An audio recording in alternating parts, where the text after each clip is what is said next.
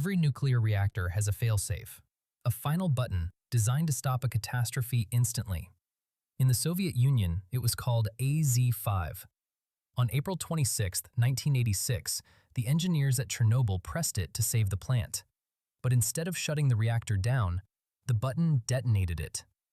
This isn't a story about an accident. It's about a machine built with a lie at its core, and the men who were tricked into pulling the trigger on themselves. At 1:23 a.m., he yelled for the emergency shutdown, and the man at the controls slammed his hand down on AZ-5. To everyone in that room, this was the final defense, a switch that would drive all 211 control rods back into the core at once, stopping the reaction dead. In the RBMK, it lit the fuse. 20 seconds after the AZ-5 button was pressed, the first explosion, a steam explosion, tore the 1,000-ton concrete lid right off the reactor. Exposed to open air, the superheated graphite core ignited, triggering a second, more powerful explosion that blew the roof off the building and sent a pillar of radioactive fire into the night sky. The control room logbook captured the moment with horrifying simplicity. Severe shocks. The rods stopped moving before they reached the lower limit. In the city below, his children woke up to the windows rattling in their frames. In the next room, his wife sat up in bed, listening to distant sirens, with no idea her husband was standing inside the building that had just torn itself apart. Early that morning, she reported for her shift at the local hospital. She was met with a line of men in burned uniforms and gray faces. She treated them as best she could, with no protective gear and no explanation. For 36 agonizing hours, as radioactive particles fell on the nearby city of Pripyat, the government said nothing. No warnings were issued. No evacuation was ordered. The truth didn't come from Moscow. It came from a locker room in Sweden.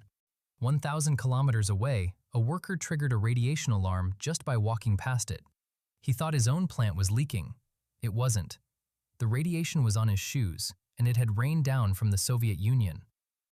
To clear the radioactive graphite off the roof of Reactor 3, the Soviets tried to use remote-controlled robots. But the radiation was so intense it fried their circuitry within minutes. So, the system turned to the only resource they had plenty of: men. They called them biorobots. 3,828 men were ordered to run out onto the most radioactive piece of ground on Earth, shovel graphite for exactly 90 seconds, and run back. Their reward? A certificate and 100 rubles. The system burned through human lives because their technology and their truth had failed. The state needed someone to take the fall. They chose the men in the control room. Plant director Viktor Brukhanov, chief engineer Nikolai Fomin, and the test supervisor Anatoly Dyatlov were sentenced to 10 years in a labor camp for criminal mismanagement. The two men who actually tried to shut the reactor down couldn't be put on trial. They died slow, agonizing deaths from radiation poisoning in the weeks following the disaster. In a hospital room in Kiev, our operator's body failed one organ at a time while his wife sat at his bedside. In Pripyat, their children were quietly relocated to a new town, carrying nothing but a new address and a story they were never supposed to ask about. While the court blamed the operators, engineers were already redesigning the reactor in silence. On paper, the men were guilty. In steel and graphite, the state admitted the truth. Reactor 4 wasn't destroyed by its crew. It was destroyed by a lie. And that lie rewrote one family's entire future before they ever knew it existed. If you want to learn more about the complex history and science behind events like this, make sure to like this video and subscribe to the channel for more deep dives into the stories that shaped our world.